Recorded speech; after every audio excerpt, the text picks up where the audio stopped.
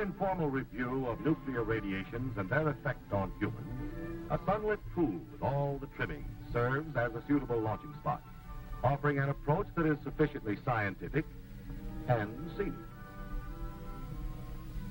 A sunbather exposes herself to an assortment of radiations. Some, such as the solar rays, are heaven sent. Others are nuclear, the same as those which come from an atomic burst, and they're bombarding her from all sides. From the sky in the form of cosmic rays, from radon, a material in the atmosphere, from radioactive uranium found in the water which she just left, and in the earth on which she now lies. They aren't powerful enough to bother our bather. They're less of a hazard than the rays of the sun, which, if carelessly taken, can become too much of a good thing. With all radiations, nuclear and otherwise, it depends on the duration and intensity of the exposure. Nuclear radiations have their novel way of causing injury, but it's neither mysterious nor inescapable. Radioactivity, as represented by the ball, causes electrons to be ejected from their atoms. It's an offensive move based on ionization. Ionization disrupts the structure of atoms of which all living matter is composed. An atom is part of a molecule, and molecules are parts of the cell. The cell is the structural and functional unit of all living matter, a tiny machine with a basic job to do. Cells operating with thousands of other cells of various shapes and performing special chores make up tissues and organs.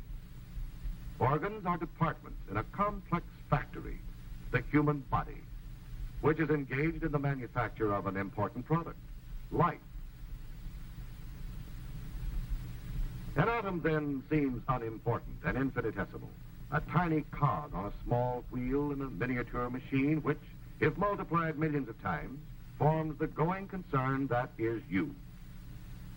But if enough of the cogs are broken through ionizing radiation, the gears grind, the machines falter and stop, the factory shuts down. Each of the 4 kinds of missiles discharged by radioactive substances has its own ballistic behavior. To observe them attacking the body, they must be symbolized far out of proportion, magnified millions of times. Gamma rays are the most penetrating, but the least ionizing. Not so penetrating, but more ionizing, are neutrons, which are not rays, but particles. Neutrons and gamma rays are external dangers, able to shoot into the human body easily. Alpha particles cannot penetrate the skin.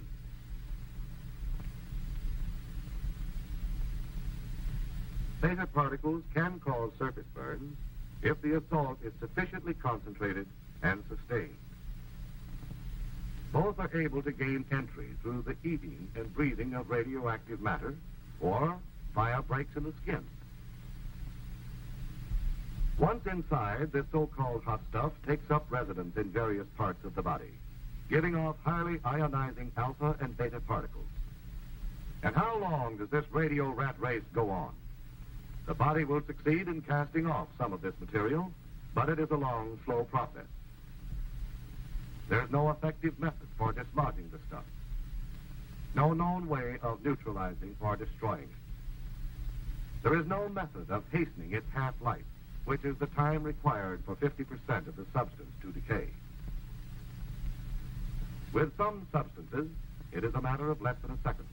But if you had some plutonium inside you, you wouldn't make any plans to celebrate the event. Plutonium's half-life is 24,000 years. The various kinds of cells which make up the parts of the body differ in their vulnerability to radiation. Most sensitive are lymph cells, such as those found in the tonsils. Next is bone marrow, which manufactures red and white blood cells. Then the sex cells, followed by tendons and cartilage, as in the nose, muscles, and nerves, the toughest of all. In general, cells which reproduce rapidly and whose efficient functioning depends on that ability are most effective. radiation halts their reproduction, which is a simple process of one cell dividing into two. This destructiveness has been harnessed and put to work in the radium treatment of cancer, which consists of cells that have gone wild and multiplied too fast. The manifestations of radiation in the body are many and range from slight to severe. Loss of hair, nausea, bleeding, inability of the body to resist other ailments and make its own repairs. These are some of them, and they may be climaxed by the ultimate symptom, death itself. However, complete recovery is more probable. The illness runs a course from causes to effects. Much of the mystery surrounding it is maintained by the general public, which is determined to regard radioactivity as potent and irresistible as the evil spirits of the Indians. This can be partly explained by man's fear of dangers he cannot sense, a fear fanned into widespread misunderstanding by sensational speculation on what radiations can do. Radioactivity is dangerous, but to say that it's deadly, period, is as misleading as giving a flat answer to the question, how high is up? The radium-treated dial of your watch, for instance, is harmless. Nuclear emanations became a threat when man isolated such hot stuff as radium and worked intimately with it, broadening its scientific, medical, and industrial use. A threat, however, that has been effectively controlled through observing caution.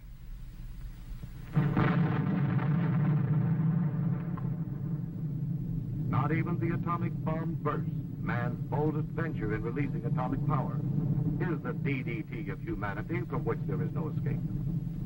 For it has its known limits, calling for preventive measures as clear-cut as those doctors lay down in telling people how to ward off infectious diseases.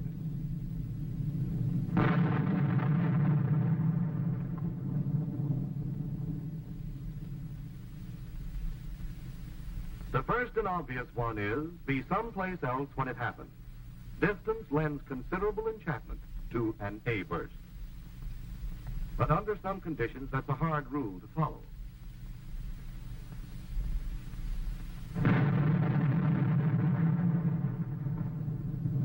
Atomic warfare, for instance, might allow little choice in the matter. So if you can't stay away from it, you must stay with it, as safely as possible and properly protected. Proper protection is based on what we know about the penetration of gamma rays and neutrons. The ability of a shielding material to stop them is expressed in half thickness, the thickness necessary to reduce the radiation's intensity 1/2. In dealing with gamma rays, the half thickness of a very dense material like steel is 1 inch.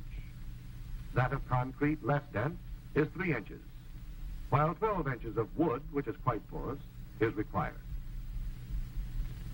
Against neutrons, the density of a material is not so important as its ability to slow down and capture the particles. Concrete, earth, and water furnish good shielding.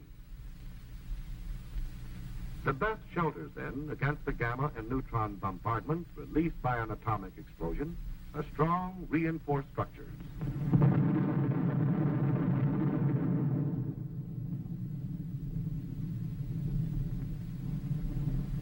That prompt bombardment of a high aerial burst is severe but short-lived, since it is carried up into the stratosphere. It's safe to go into the area under the explosion about 2 minutes after it occurs.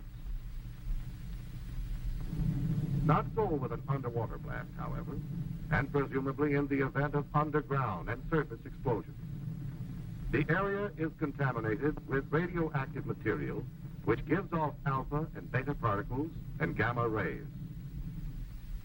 However, the material which emits alpha and beta must be taken into the body through the mouth and nose, or skin breaks, before they can carry on with their injurious ionizing. Steps to prevent the perpetration of these inside jobs include eating only food which has been inspected and passed on, guarding against breathing radioactive dust, care in handling contaminated articles, such as clothing, washing them or disposing of them if badly contaminated. Thorough cleaning, especially the hair and under the nails. Sound medical practice demands not only a knowledge of the way harmful agents operate, but an accurate estimate of those agents. Radioactivity is detected by various instruments, such as this Geiger counter and pocket chamber. They have as their unit of measurement the Röntgen, or fractions thereof. This dial is graduated in Röntgen, allowing for precise readings of contamination in persons and things. It will tell how much radiation the wearer has received. The human body's resistance to destructive agents and its recouping powers vary with individuals. This man might recover quickly from a rattlesnake bite. This one might succumb to a bee sting. Aware of this range of vulnerability, doctors have set extremely safe and low exposures, such as 0.3 of a Röntgen per week, as the maximum gamma radiation dose for laboratory and industrial workers with radioactive materials. They calculate that 300 to 500 times this much, 150 or more Röntgens, may bring out symptoms of sickness. The median lethal dose, which is the amount necessary to kill half the persons exposed, is placed by most medical authorities at around 450 Röntgens, received by the victim's entire body and within a short period of time. Thus, it takes a very special combination of circumstances to cause the death of a person by radiation. A combination that's a remote possibility in ordinary work with radioactive materials, and not nearly so frequent in atomic warfare as is commonly believed. Let's suppose that despite preparedness and preventive measures, one gets a dose sufficient to cause sickness. What then? Is this the stock answer?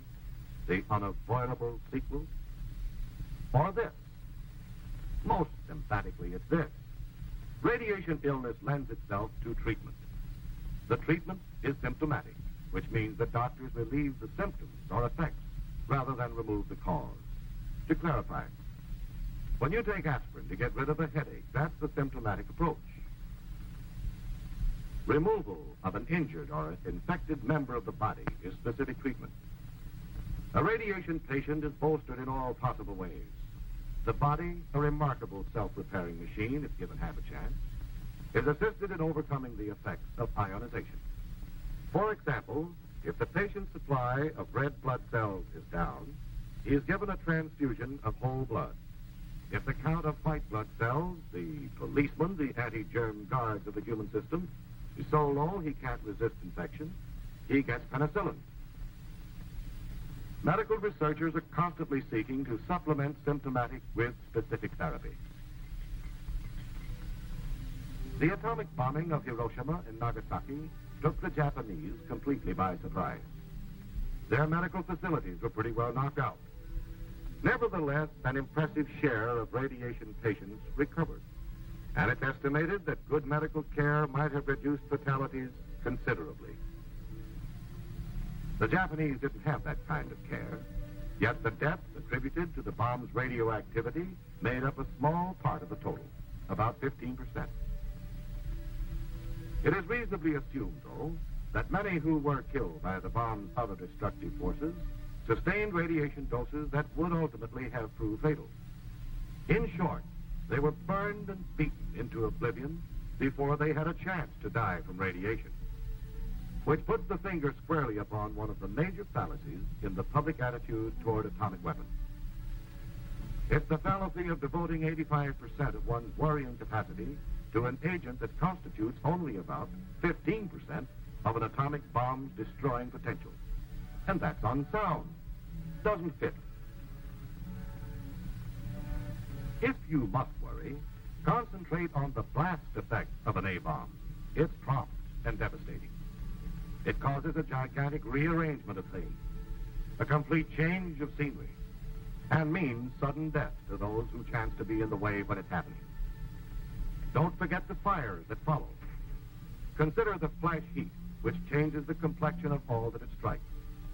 Bear in mind always that blast and heat are an A-bomb's most powerful weapon, that their lethal range is greater and their effects much quicker than the radiation.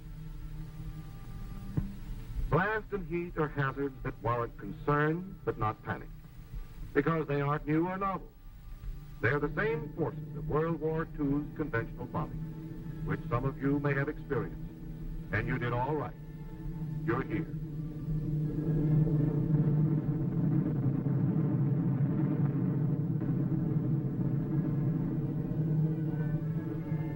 As food for thought, the possibility of atomic warfare and its relation to your well-being is understandably on your mental diet.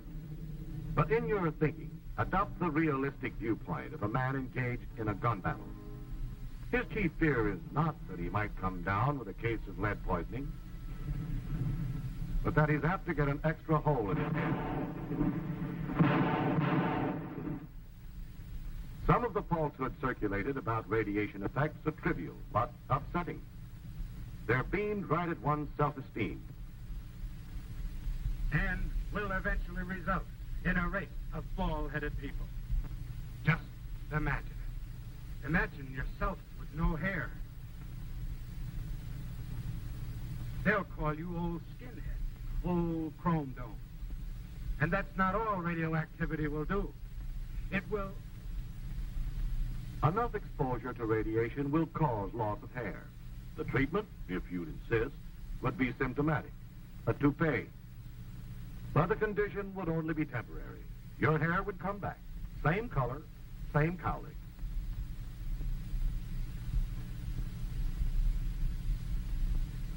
A fear that is grossly built up in popular print is that radiation will cause impotence, which is the mechanical inability of a man to fulfill his sexual role. That fear won't stand examination. Another subject of misgivings is sterility. A sterile man can carry out his sexual obligations physically, but is unable to fertilize, to reproduce his kind. The estimated dose needed to bring about permanent sterility exceeds the lethal dose.